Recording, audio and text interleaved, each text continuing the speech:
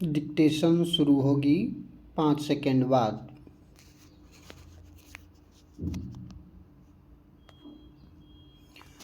सभापति महोदय, हमारी पार्टी ने असम राज्य की समस्या को जिस रूप में समझा है उसको हमारे माननीय नेता ने इस सदन में अपने वक्तव्य में स्पष्ट कर दिया है।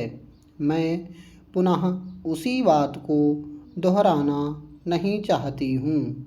मैं इस बात से सहमत हूँ कि यह एक गंभीर समस्या है और देश की रक्षा के लिए यह एक विकट समस्या बनी हुई है। इसमें कोई संदेह नहीं है कि कुछ राजनीतिक दल इस समस्या को हल करने के बजाय और बढ़ाना चाहते हैं। हम सभी यह जानते हैं कि कुछ विदेशी शक्तियाँ जिनकी चर्चा इस सदन में हो चुकी है, यह काम कर रही हैं। यह समस्या न केवल असम राज्य में है बल्कि धीरे धीरे देश के अन्य कई प्रदेशों में भी फैलती जा रही है। इन विदेशी शक्तियों की ऐसी इच्छा है कि यह देश अलग अलग टुकड़ों में बट जाए और एक शक्तिशाली देश ना बनने पाए। मैं अपनी पार्टी की ओर से सरकार को यह आश्वासन देना चाहती हूँ कि हमारी पार्टी देश की एकता को किसी भी स्थिति में भंग नहीं होने देगी। देश की एकता और अखंडता को बनाए रखने के लिए सरकार जो भी कदम उठाएगी उसमें हमारी पार्टी पूरी तरह से सरकार का साथ देगी। इन सब के बावजूद हमें यह अवश्य विचार कर लेना चाहिए कि केंद्र सरकार ने इस सदन में ऐसे कौन कौन से कदम उठाने के प्रस्ताव रखे हैं जिनसे असम राज्य की समस्या को हल करने में सहायता मिलेगी।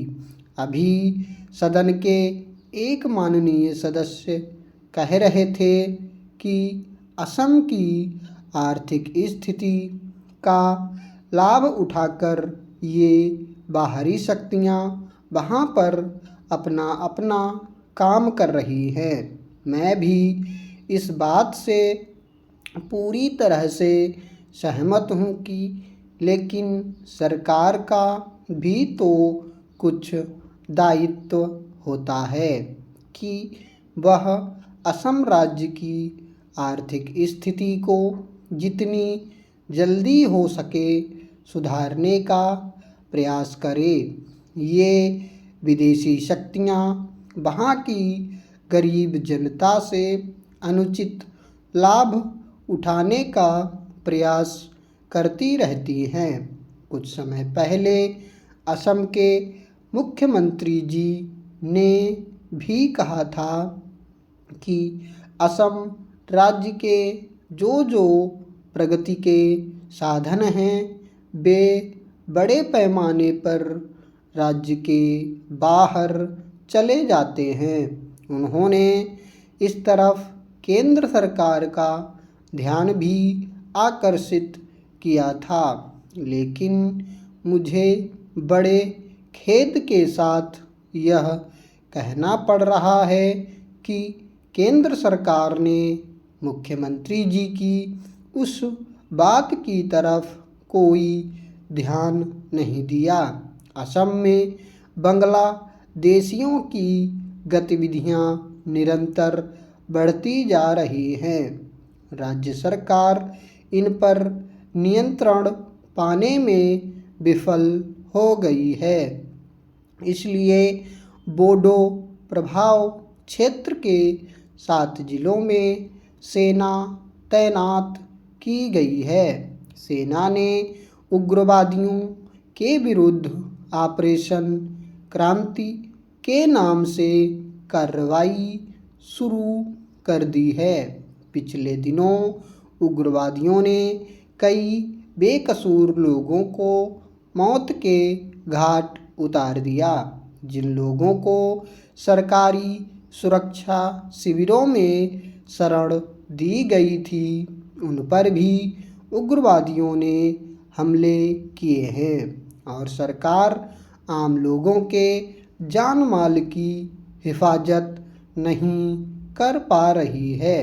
मैं केंद्र सरकार से मांग करती हूँ कि समस्या का कोई ना कोई स्थायी समाधान निकालने का प्रयास करे। राज्य सरकार के साथ मिलकर वहाँ की जनता को विश्वास में ले और उन्हें समझाए कि वे इन विदेशी शक्तियों के झांसे में नहीं आए। असम की समस्या का मूल कारण बांग्लादेश से असम की सीमा में होने वाली घुसपैठ है और बांग्लादेश की सीमा पर पर्याप्त चौकसी के अभाव में घुसपैठ का सिलसिला निरंतर चलता रहता है।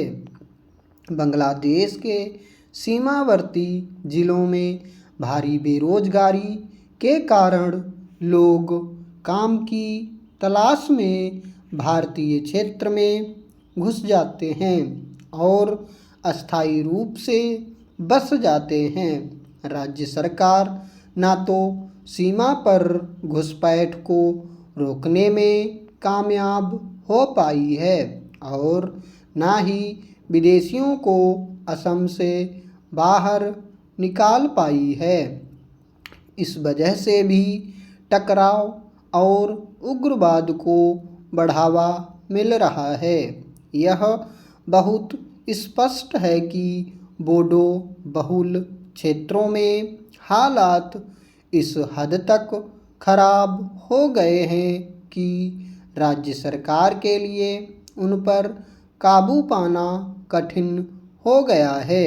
यदि केंद्र सरकार समय रहते हिंसा को रोकने का प्रयास करती तो जातीय दंगे शुरू होते ही उन पर नियंत्रण कर लिया जाता और शायद हालात इस हद तक खराब ना होते। बोडो परिषद बनाने के बारे में उग्रवादियों के साथ सरकार का समझौता हो चुका है, लेकिन उस समझौते का कोई असर नहीं हुआ है। बोडो के भी कई गुट बन गए हैं। इनमें से कुछ समझौते को स्वीकार करते हैं और कुछ नहीं। ऐसी दशा में ज़रूरत इस बात की है कि समस्त बोडो नेताओं से वार्ता करके समस्या का कोई सर्वसम्मत समाधान निकालने का प्रयास किया जाए। इसके विपरीत असम का प्रशासन ऐसी नीतियां बना रहा है जिससे विभिन्न गुटों के बीच सामंजस्य के बजाय टकराव के हालात बन रहे हैं।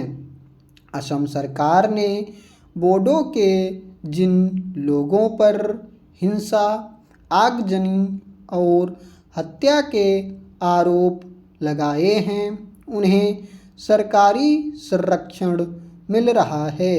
ऐसी दशा में हिंसा पर अंकुश लगाने के बजाय उसे प्रोत्साहन ही मिल रहा है और हालात निरंतर बिगड़ते जा रहे हैं। ऐसी हालत में राज्य में केंद्र सरकार का दखल देना अनुचित नहीं होगा।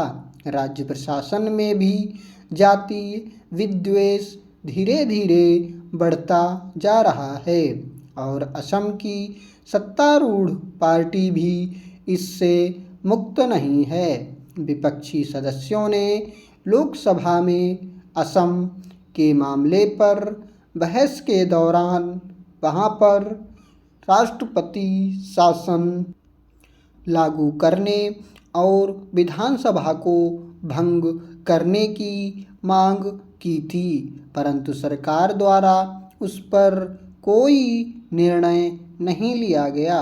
सभापति जी, संविधान में यह व्यवस्था है कि यदि किसी राज्य में वहाँ की सरकार कानून और व्यवस्था बनाए रखने में विफल रहती है तो भारत के राष्ट्रपति वहाँ पर प्रशासन की कमान अपने हाथों में ले लें। इसके बाद उस राज्य में सख्ती से कानून का राज्य स्थापित करें और फिर नए सिरे से विधानसभा का चुनाव कराकर लोकप्रिय सरकार के गठन का मार्ग प्रशस्त करें। स्टॉप।